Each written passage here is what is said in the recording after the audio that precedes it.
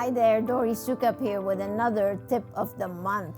Today's tip is all about questions that we get often from nurses or nurse injectors or NPs or PAs on how can I own my own aesthetics business. That's a very good question, and there's so much that goes into it.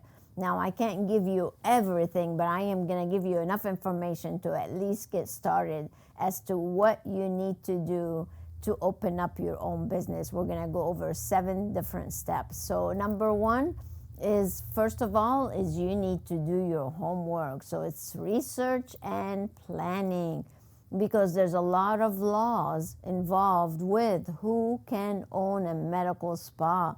And in most states, you're going to need a medical director to be able to own a business. So make sure you reach out to some legal counsel and ask them whether you are able to own a medical spa or not. But again, most likely, you're going to need a medical director. So do your homework, check with an attorney to see what your state laws are, and then go from there. Because the last thing you want to do is break the law, open up, invest all that money only to get in trouble. That's the last thing you really want to do. So consult with an attorney. Number 2 is to obtain the necessary qualifications. Just because you are a nurse or an NP does not mean you can inject, do lasers, this and that. You really need to get some certifications. So you need to sign up with some clinical training companies where you can go and learn the ins and outs of all the medical spa treatments that are offered, whether it's weight loss, injectables, lasers, bioidentical hormones, sexual health, whatever it is that you're going to do. Make sure that you are going to do it well, because the last thing, again, you want is to open up a business, have people come in, invest money on marketing, and then not be able to fulfill properly on all these treatments that you're advertising. Number 3 is you've got to acquire the proper licenses and permits. So opening a business is not just as easy as getting a logo and say, okay, I'm in business. So you need to get the proper insurances, proper liability insurance, proper licensing, proper certifications. Like we just said, there are permits that you need to have. So do your homework again for all the things. And if you do a business plan, by the way, all those usually are in your plan to make sure that you're dotting your I's and you're crossing your T's and you are able to do things the proper way. So number 4 is setting up your actual facility. Space planning is key.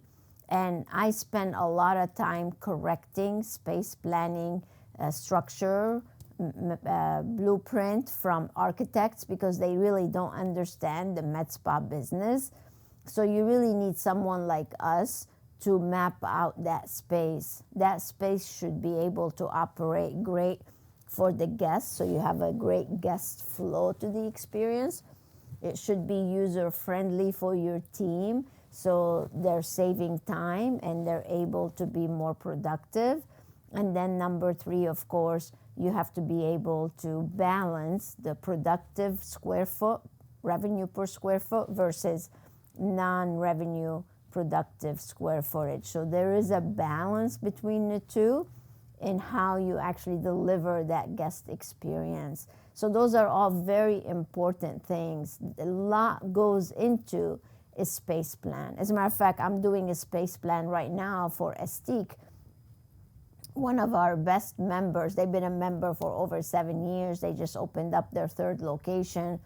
They have one location that they want to expand even further because they just exceeded 500 members. So I'm doing their space plan right now. It's going to be about 4,000 square feet.